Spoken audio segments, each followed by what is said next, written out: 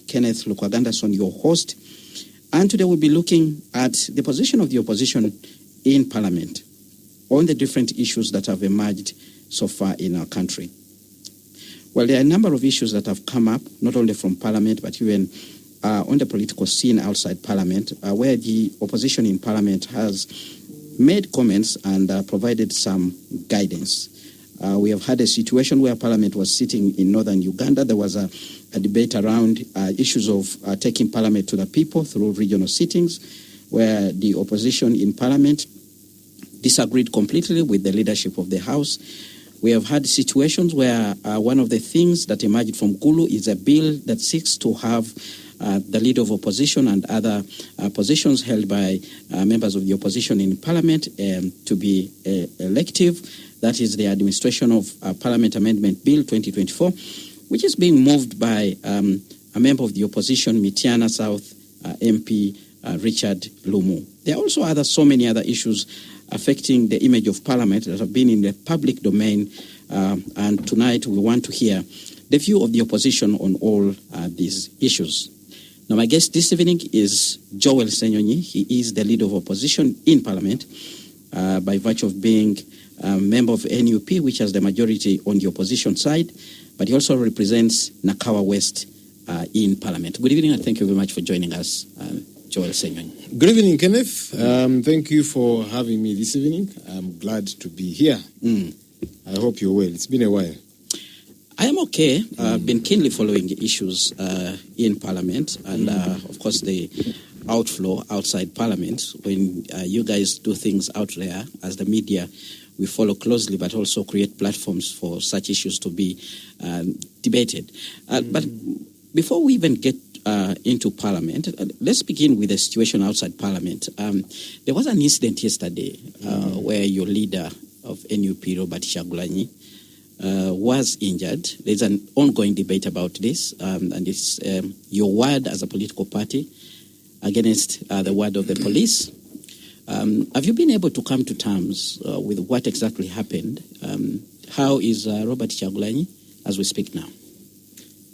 Well, what happened has been out there for everybody to see. You see, in this day and age, it's not like when I joined the media in 2006. I don't know when you joined the media, Kenneth. Which year was that? Quite some time ago. So I joined the media in 2006. That was UBC, when it had just metamorphosed from UTV to UBC. We had old technology. The media was still old school.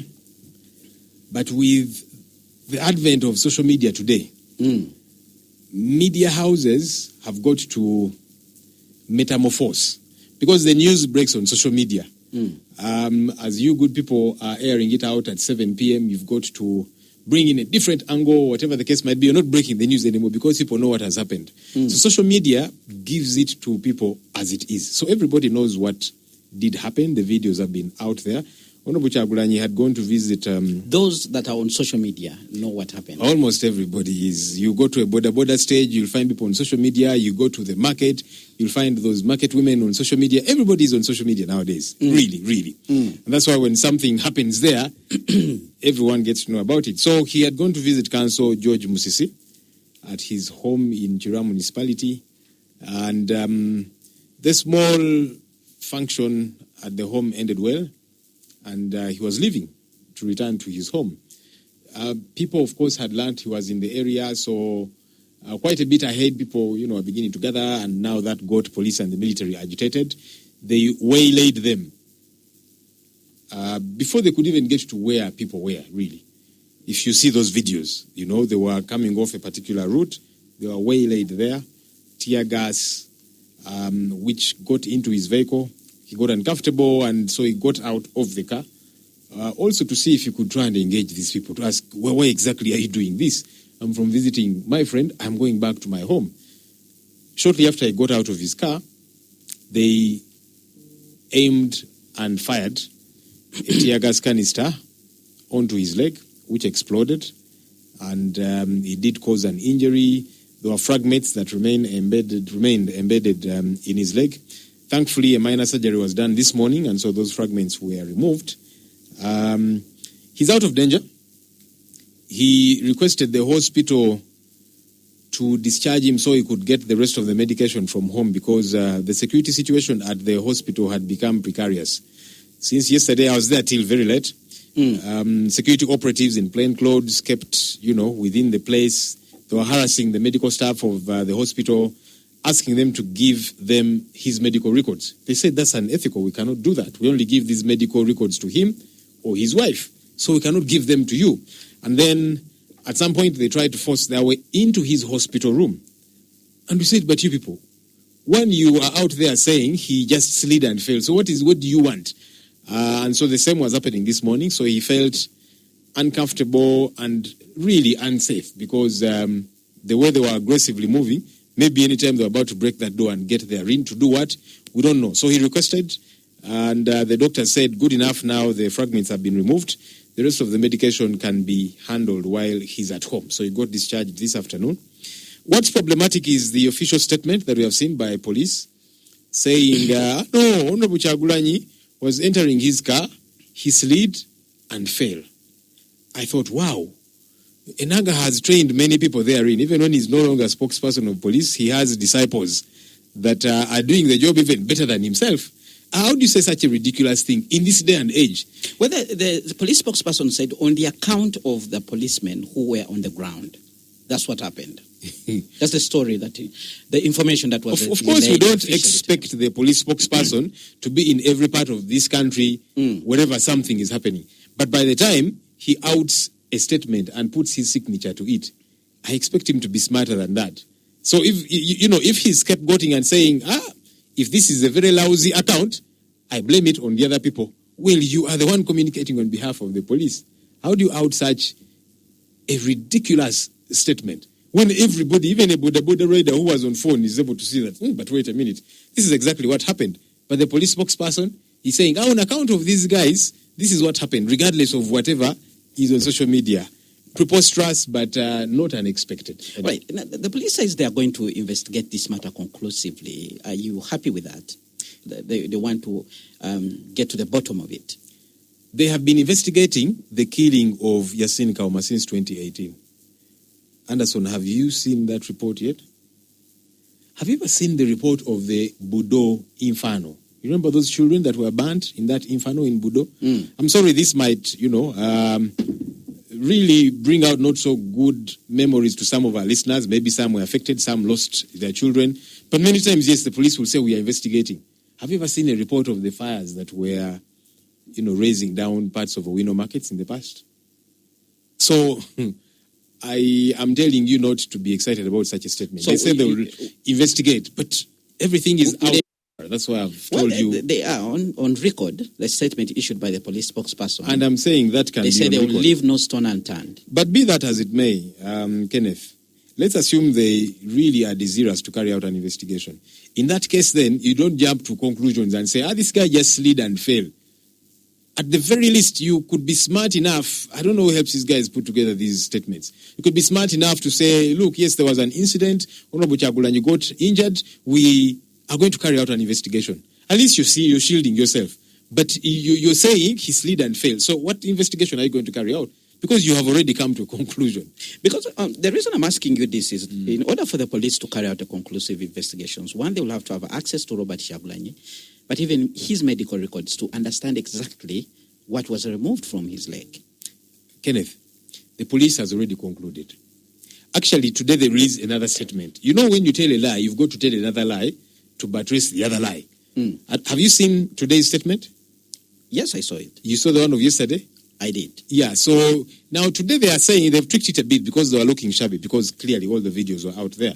So they are saying, yes, there was, he was in the middle of tear gas somewhere there, and then he fell. Yesterday there was no talk of tear gas. He said that this guy was entering his car, he slid and fell. Then actually, the videos made rounds. Yesterday the spokesperson said because of a procession that was ensuing, the police were forced to intervene. And the intervention symbolized the tear gas, which was fired. Two things, Kenneth. One, I don't know if you've seen those videos and whether you have seen any kind of procession there. I have, actually. I watched. Did you see a procession? I watched the incident on Ghetto TV. Did you see a procession? As it ensued. Did you see a procession? Kenneth is looking at me, but that gives you the answer. Everyone has seen these videos. There was no procession anywhere. These people were way late. Okay? Yeah, within the town, there were, of course, people were getting excited because they knew he was in the area. So far off, somewhere within the town, people were getting excited and so on. But where he was, did you see a procession? Well, you have not had a good time with the police, and we have seen a number of times incidents occurring. At one point, you had even meetings with the police hierarchy to be able to cure some of these issues, and you agreed you even had liaison people to be able to communicate to ensure that you can carry out your activity within what they think is permissible. Are we likely to see a situation where NUP and the police are actually coordinating in order for you to carry out your activities, and in a situation where we do not see the police intervening? What do you think would be ideal? No, actually, if you want me to be honest with you, Kenneth, I don't think the real problem is the police and the military. No, I think, many of these are innocent people being used to do whatever it is that they do. The orders come from wherever they come, and theirs is to execute. We have got a regime that's been around for close to 40 years, and their default setting is panic. Anyone that comes up to oppose them, kill, beat, jail. That's their default setting, and that has been their modus operandi.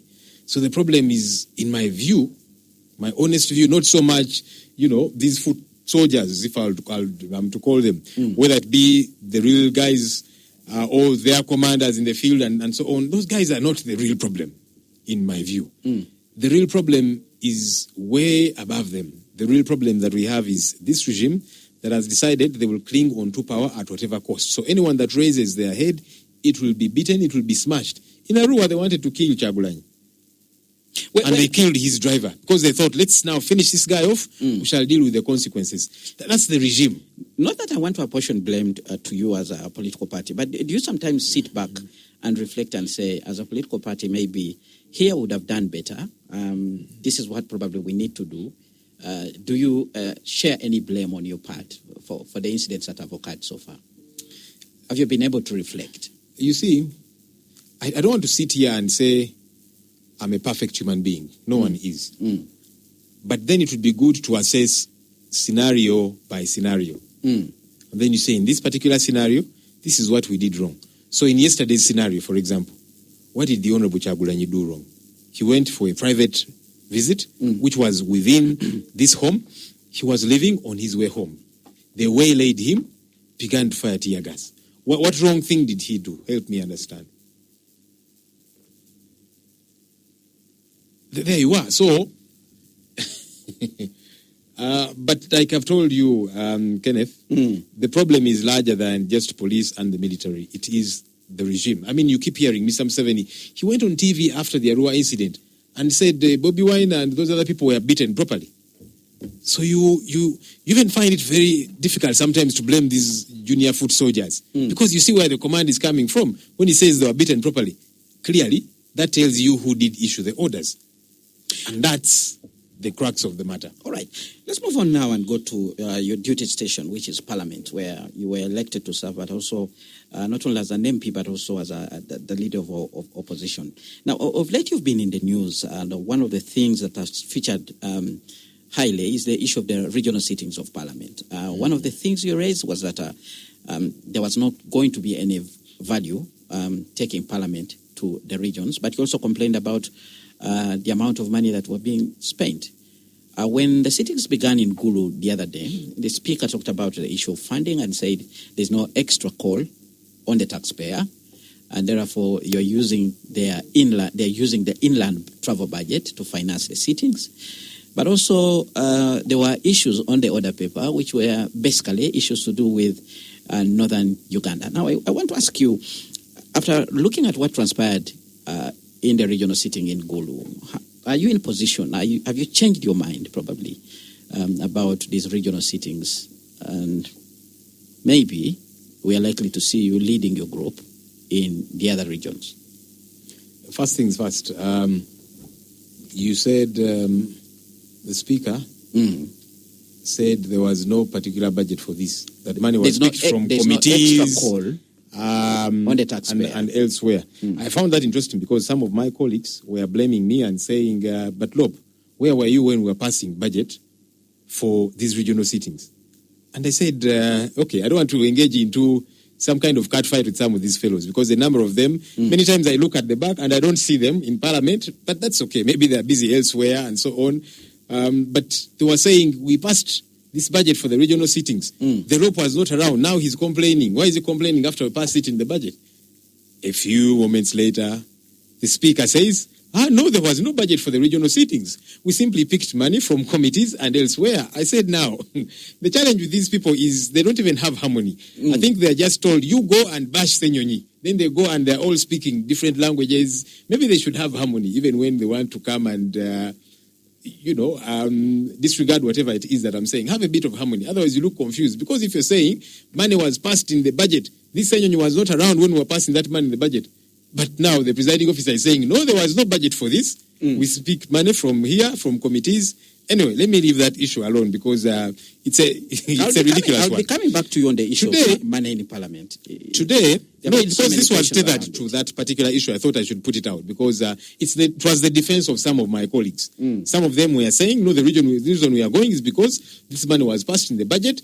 Maybe the rope was not present that day when we passed it in the budget. But then there's a contradictory narrative. Today I've been reading the press and I've been seeing feedback from Northern Uganda. I don't know if you have.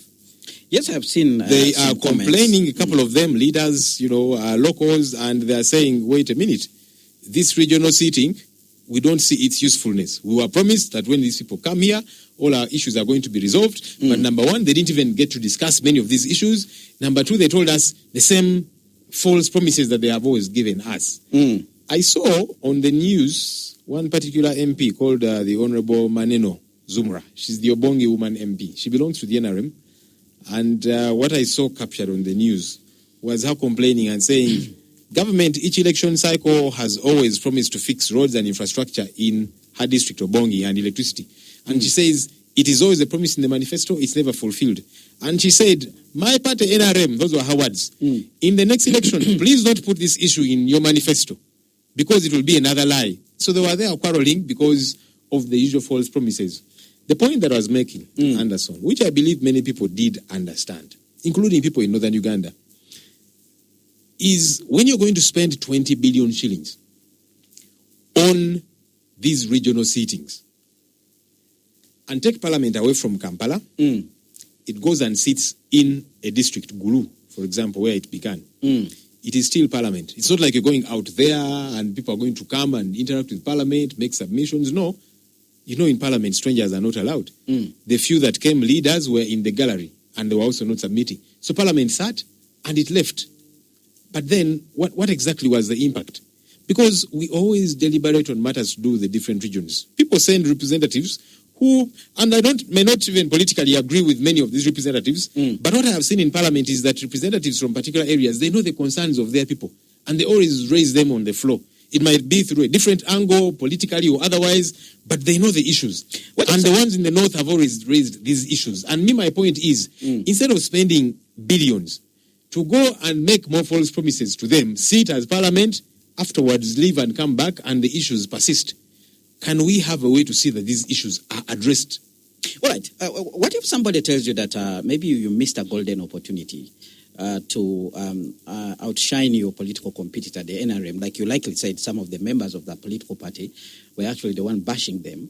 Somebody would say these regional sittings equip you as the opposition with opportunity to actually exploit. And some people have been saying you missed an opportunity to actually score politically as a political grouping. How? To score how exactly? Well, you'd rub it in their eyes. But we have always done so. And that's why the people... Before there are people in Gulu. Yeah, but the people were not present therein. They were also watching. There were some people... There were a few, like is normally the case when we have Parliament. Here, there are some people who will be in the gallery. Are you saying the whole of Northern Uganda was not even Gulu itself? Of course not. So majority were watching on TV the same way they do watch me on TV when I'm here in Kampala and so on. And we always make a case for their concerns, whether it be Nodding Syndrome, Karuma Bridge, which has literally cut off the north for several months, whether it be the Apaland question, boundaries issue, and so on and so forth. So those who are saying I missed an opportunity, it's not like MPs were addressing a rally. Because if it was a huge rally, then you would say, hey, I've missed an opportunity to speak to this gathering. It was still Parliament. There was some sort of focus on northern Uganda. And that's now which makes it a little bit unique. The people are complaining who are saying, you guys came here, first of all, you did not digest all the issues that have concerned to us, but you've gone away with what exactly? Was there some kind of commitment? Was there some kind of resolution passed that is going to be enforced? Was there what exactly? And that's what is bothering them. And they are saying, but you blew all of this money. Why didn't you sit in Kampala without blowing extra money and still deliberate on these issues and push government to come and attend to these issues on ground? Surprisingly, people are criticizing you, not only from the NRM, but we also saw people from the opposition, which you lead. If I can recollect well, there were about 20 MPs there. You even had somebody who replaced you as the leader of opposition on that day, and other people also announced themselves as shadow ministers for the different portfolios which are under your leadership in the House. So it isn't only the NRM which seemed to have an issue with you, but even your colleagues, your peers. Okay, away from the masqueraders. There are people who, as I have been saying, they were never happy that Joel became LOP. Some thought it should have been them. Is that so? Now they imagine if I go and I tell the speaker, now I'm the LOP, so you become the LOP. The speaker is not the one who appoints the leader of the opposition. But anyway, maybe it was good for the camera, but that didn't mean that person has become LOP or shadow cabinet minister. But away from that drama. Do you want to confirm to the listener that there's a power struggle? There are people you're struggling with in your setup within the opposition? There are people who are probably struggling, and you have been seeing them, but not to be derailed too much. Yes, there were some colleagues, and that's not unexpected. Who will say, because as I've been saying, you had some of them, their defense was that we passed this budget for the regional sittings. But then the speaker contradicted what they said. He said there was no budget passed for these regional sittings. We just picked money from here and there, and the regional sittings happened for different reasons. That is not unexpected. When we say we shall not go for the State of the Nation address and budget reading, there will be some who will go. When we got out of Parliament over human rights violations and so on, there are some who would go. It has always happened. I was having a chat with the Honorable Winnie Kiza when she was leader of the opposition during the Toju Kwata call. She told me they would sit and meet and have deliberations and so on. By the time they've finished, their strategy has already been shared by some members across to the NRM side. And so that's expected, really. All right. But you move nonetheless. All right. But more importantly, Anderson, I think that we need not to create an impression that the quandaries that different communities are grappling with in this country will be resolved when you move Parliament there. Otherwise, then you're going to have to move it to all the districts. All right. Because now it's sat in Gulu. But the people in West Nile are saying, Gulu is kilometers away from us. The people in Karamoja, the people in Kitgum, etc., are you going to take Parliament everywhere? That's why we have a centralized place, deliberate on those issues, and attend to those issues. All right. Spectrum on Radio 1 FM 90. Keep your comments coming via the WhatsApp line, which is 0703-090-090. My guest this evening is Joel Ssenyonyi, the leader of opposition in Parliament, Nakawa West MP. We are going for a short break. When we return, we'll continue with Matters Parliament. There are a number of issues that have kept on coming, and some people are actually wondering, what is the relationship between the leader of opposition and the Speaker of Parliament? Those two offices are supposed to work together in order to steer the August House. What is going on? Is it a personal issue? Is it matters of principle? We'll be delving in those issues when we return from the break. Well, thank you so much for staying with us on Spectrum. We're live on Radio 1 FM 90. My guest this evening is the Honorable Joel Ssenyonyi, who is Nakawa West MP, but also leader of opposition in Parliament. And we are trying to get his views on the different key issues that have happened, not only in Parliament, but also outside. We began with an update on the situation between the police and NUP, and he did update us there on what has happened. We have also dealt with the situation concerning regional sittings of Parliament. Now, let's go deep inside. Honorable Joel Ssenyonyi, I did cover Parliament quite some time as a journalist, and I'm sure as a colleague in profession, you also did follow the transactions that were occurring in Parliament before you actually joined it. I've never seen such deep acrimony between the Leader of Opposition and the Speaker of Parliament. You and Honourable Anita Among, Right Honourable Anita Among, have just taken it to another level. What could be going on? What is the issue between the two of you? I would not want this to be construed the way you probably are trying to push it, as a personal fight. My fight has always been a principled fight. I've always stated what the issue is and why I am opposed to a particular issue. I respect the Speaker because of the office she occupies, but I said even when I do respect her, I will not keep quiet when I see her digress from the law, when I see her misuse and misappropriate public money, parliament money, when I see her operating outside the law. It is my duty. My role is to keep government in check. I'm like the thermometer that tells you now your temperature is high, now your temperature is low. You don't say that this thermometer has a personal issue with me. No, it is telling you your temperature. When I raise these concerns, it's because that's what is happening. So that's the issue. When I tell the Speaker, but wait a minute, you're sitting in the commission, you are giving yourselves money in an unprecedented manner. I mean, you have said that you've never seen this. You've been covering Parliament with all its goofs. I don't know if you have ever seen a situation like this. People just sit and they're distributing money amongst themselves. They're awarding themselves contracts to their personal enterprises, their radios, their whatever. How does this happen? How? Surely. You know that now 500 million shillings to buy generators for personal home. You know that now another 500 million shillings to buy solar lights and razor wire for the personal home of the Speaker. And so, have you ever seen this kind of situation? Not privileges. And have you ever seen which Speaker has ever benefited from those kind of privileges? You tell me. You have covered Parliament for a very long time. I know that for a fact. Maybe we didn't have the opportunity then as the media to look deep into the budget of Parliament and what actually was being spent on. And now there was an opportunity with the leaking of the different documents. Let's imagine that is true. Now we know. Now we know, so should we keep quiet? So are you going to say, well, it's possible it used to happen, but we didn't know because nothing was leaked or whatever the case might be? Well, now things have been leaked and it is out there. So now you know. What do you do about it? Do you keep quiet? So those are my concerns. And so when I'm tackling these issues that I'm saying, no, this is wrong. This is corruption. This is ultra-vires. It's outside of the law. That's my duty. So, yes, some people will construe it as a personal issue, but I don't care about the personality called Anita Among. You know, my issue with her is because of the position she occupies and how she is using or misusing that position. That's my issue.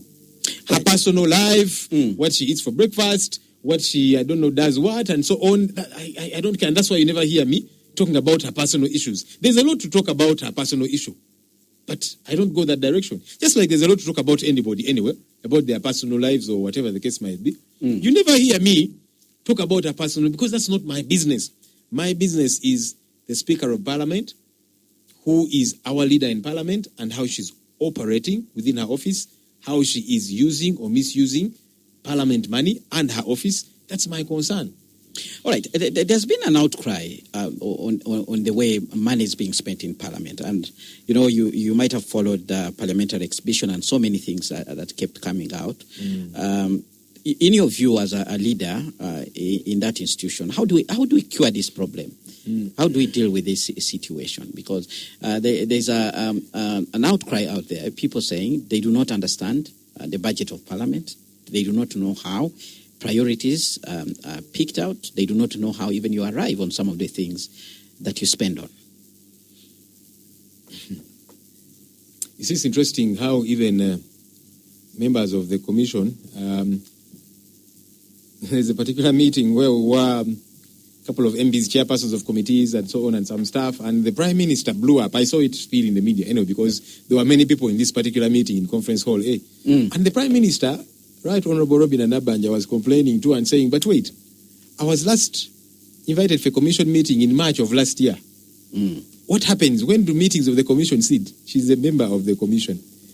And then the clerk said, but there was one in August last year. She said, but I wasn't invited for it.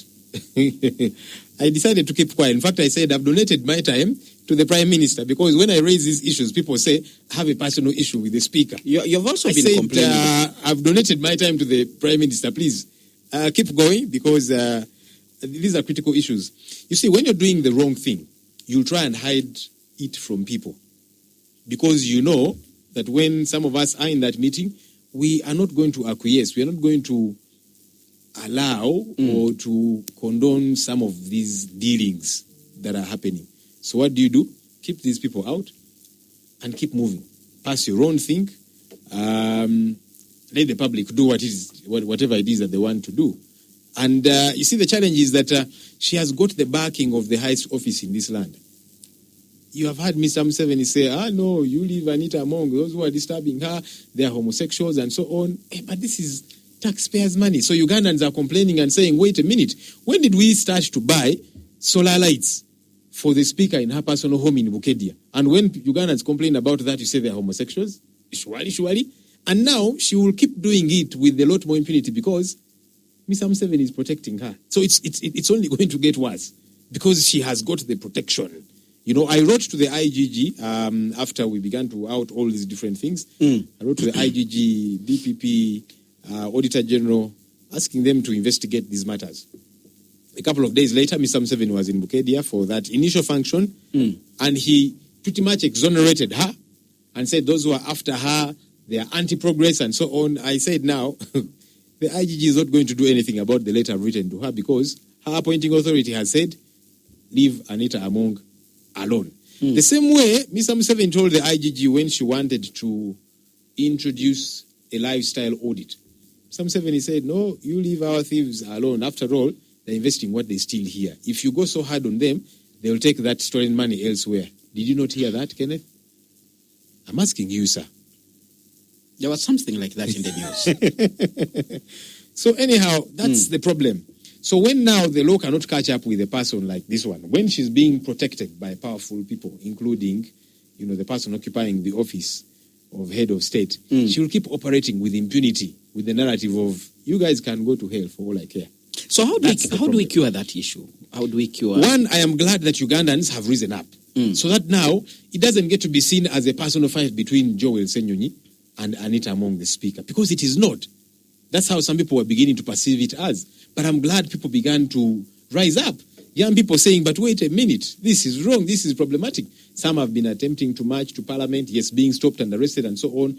But for me, that was a good thing, that they have come alive to this situation and that they are on board. So that it is not just me making noise about this issue, because otherwise then it will be construed as a personal fight. But no, this is taxpayers' money. So I'm glad Ugandans are rising up. I'm hoping a lot more will rise up. That's the only way we can get to fix these issues. Yes, Mr. Museveni can back and protect her and all of that, but let's not stop. Let's not drop the ball, all of us. All right. There were issues also which were directed to you, and one listener actually here sends in a message. Kibet Patrick Naptani, listening in from Bududa. This week he says it's raining heavily in Bududa, but they're listening to us loud and clear. And he says, Joel Senyonyi looks worried and in panic mode, but the bill which is being hashed by Honorable Lumu Richard is going to affect him. And he wants me to look direct in your eyes and ask you about that particular bill. We'll be looking at that bill. But particularly, he says, ask him. He says, the allowances, the travel allowances which were paid to his account, have they been returned to the Treasury? That's a question he is putting to you. There's some people who are saying that you have also been receiving money. The answer is yes, Kenneth. You know, we put Parliament on notice, okay, that a couple of us will not be going for the regional sittings about a month or so before. Because I raised this issue on the floor, I wrote several letters and so on. So we put them on notice. But nonetheless, they dispatched money to every member's account. I called the clerk before the Gulu sitting. I said, now, we have seen money reflect on all our accounts, but as we have said, a number of us are not going to Gulu. How do we get this money back? Because we are not going to use it. We are not going to travel. So he said, one, there will be registration in Gulu. So everyone who will not register, the money will be retrieved from their next pay. There's an office in Parliament, it's called Accountability Office. So when you travel and sometimes you turn early or whatever the case might be, or you don't travel and you are giving money for it, it will be recovered. But I said, well, some of us might not want to wait until next month. So his advice was instruct your banks to send that money back. And that's what we did. I personally instructed my bank on 27th to return the money to sender, and the money was sent back. And that's the same thing that has happened with our colleagues, because we're saying, well, even though it's going to be recovered next month, we don't want to wait till next month. Let's do it now. So we sent the money back. And some people have said, well, when you send it back, it will still be used for other things. Well, at least we've exonerated ourselves, because I didn't travel to Gulu. Some were giving me the idea of, now you organize your colleagues, that money, you put it together and do some kind of charity or whatever the case might be. I said, but that's an illegality. That's an illegality. If you are given money to travel to Gulu and you don't go to Gulu, you don't say, now, let me use this money to do some kind of project that helps people and so on. It's an illegality, and that's why we send it back. All right, Spectrum on Radio 1, FM 90, very many comments coming in, but let's now tackle this issue of the Honorable Richard Lumo bill. I'm sure you've heard what this bill proposes. There have been a number of proposals from the public about reforms that can be in Parliament. For instance, in the past I've heard about people who are saying the leader of the party with the majority in the opposition should automatically be in Parliament. We have heard about people proposing that, look, it's time for Uganda to introduce a bench of speakers, because the two speakers may not be adequate. You may need to see new faces, new ideas on the bench or in the seat of the speaker. But we have a number of proposals that have come through. What's your impression of this bill, Honorable Senyonyi? Well, from the start, it was an interesting machination. When Honorable Sechikubo in Gulu was trying to raise issues to do with the motion that he was spearheading, the Speaker told him, no, that manyanga there, don't bring it here. We are handling only issues of northern Uganda. You'll bring that manyanga of yours in Kampala. Then the following day, Honorable Lumu is bringing this issue. I saw some colleagues, specifically Honorable Okino Jara from Chwa West, Honorable Nekalit from Kitgum Municipality, and others were saying, but Madam Speaker, you said we're only going to handle issues of northern Uganda. How does now this bill of electing leader of opposition, how is it of concern to northern Uganda? Is the biggest problem northern Uganda is struggling with the fact that the leader of the opposition is not elected? And as I saw in the news, she told them, you sit down, let the member express his views. So clearly you could see it was choreographed and all of that. But of course, any member has got a right to raise a concern or a bill for that matter. There have been interesting questions that have come through that I've actually seen people asking, saying, but wait a minute, where has this been benchmarked? You know that the LOP is elected, or leader of minority, as is the name in other countries. There can always be a fuss for anything. Well, that's interesting. And he seems to suggest that the election of a LOP will bring harmony within the opposition in Parliament. That's the justification. I don't know. Ownership and harmony. I think the problem we have in Parliament is bigger than just the harmony. Maybe on another day we can expound on these issues. But others have been saying, okay, if you are interested in the growth of multi-party politics generally, because with the advent of multi-party politics in 2006 and the Administration of Parliament Act coming into effect, it created these different offices. Leader of opposition, chief opposition whip, leader of government business, government chief whip, then committees to be chaired, those to be chaired by the ruling party, those to be chaired by the opposition, party whips, and so on and so forth. So people have been asking and saying, wait, are you saying you're going to be in the opposition forever? Because if you're legislating for posterity, don't you want to be in government? Why are you only concerned about the opposition? What if tomorrow you are in government? Then that means your bill should be broader to say, okay, maybe even the leader of government business, the government chief whip, committee chairpersons, party whips, because he's the deputy whip of DP, who was appointed by Honorable Norbert Mao. Honorable Court was Okot Peter, Tochi County, was appointed the DP whip, and Honorable Lumu was appointed by Honorable Mao as deputy whip. So some are saying maybe you should have made provision for even position like the one you occupy to be elective and all of that. But look, ultimately, you see, and that's why it becomes a problem when you want to target a particular individual. This guy is giving us headache, he's disturbing us, he's raising all these different issues and so on. Let's deal with him. When you legislate for a particular individual, it's a problem because Joel Islope today, I'm not going to be leader of opposition forever. Yeah? And like I'm saying, if he is serious about we in the opposition eventually taking power, and you're saying that the side you are to be on, you would want to elect your leader, I would have expected him to suggest the same for leader of government business because is he not interested in being in government tomorrow? Do you get my point? I get your point. Yeah, so the law should be blind. That's the idea. And comprehensive in nature. Generally. But again, as we're establishing, maybe this could be setting the stage for many different things. There's been talk about Parliament electing the president. Some people are saying that, yes, they are now beginning to set the stage that if some leaders in Parliament can be elected by MPs progressively to normalize it, then eventually they say, but wait, even the president can be elected by these very MPs and so on. So it could be a precursor to many different things. But, right. Well, I wish him well. I've seen a document, he submitted a document to our party officers, which is also very confusing. Because on the one hand, he's suggesting that now the party in the opposition with majority MPs should nominate three names. And one of those can be elected by the whole caucus of the opposition. In the same document, he is saying that now the party with majority MPs on the opposition side, as long as it has scored 50% of the votes that were gotten by the one that won, that the leader of that political party becomes the leader of the opposition. So he's throwing ideas around that you can pick on. Then be organized and know exactly what it is that you want. All right, let's get feedback from the listeners. I'll begin with Patrick Bonyo from Busega, who said there should be harmony in Parliament, both the opposition and the leadership of Parliament. Sometimes going too radical is not necessary because there will be stalemate at all levels. The opposition to boycott regional sittings, the opposition missed the opportunity to talk to the people of the North.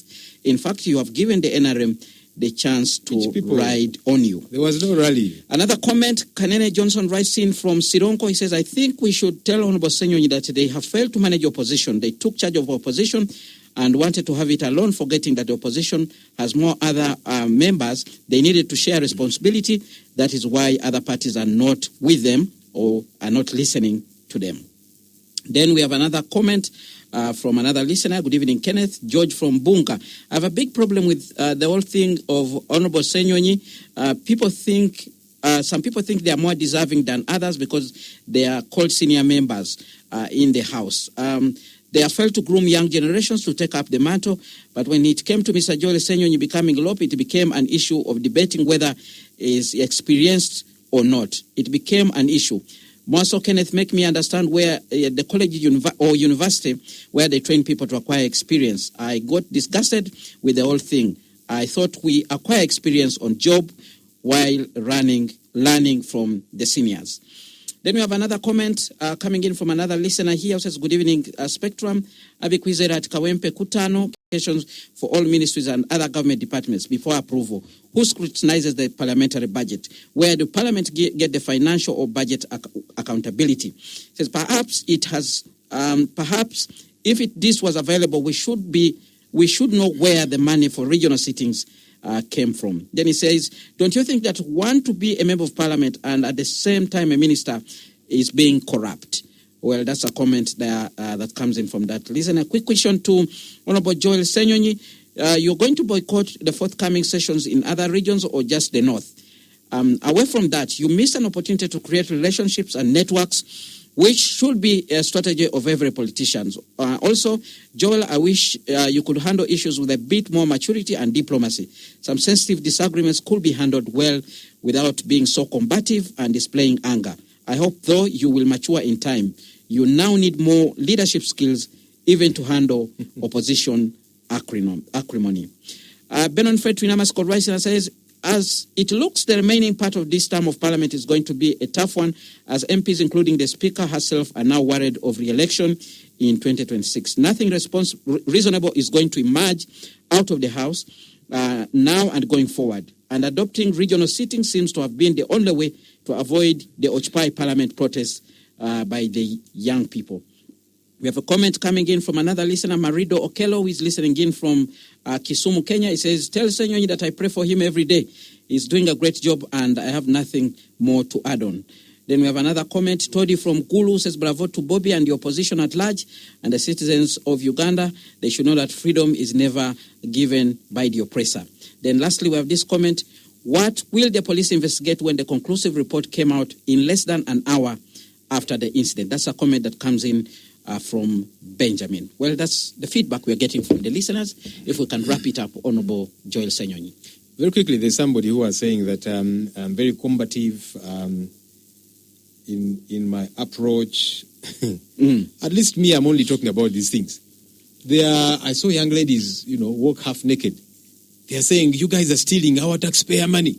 We are paying taxes through the nose, and others doing all manner of things.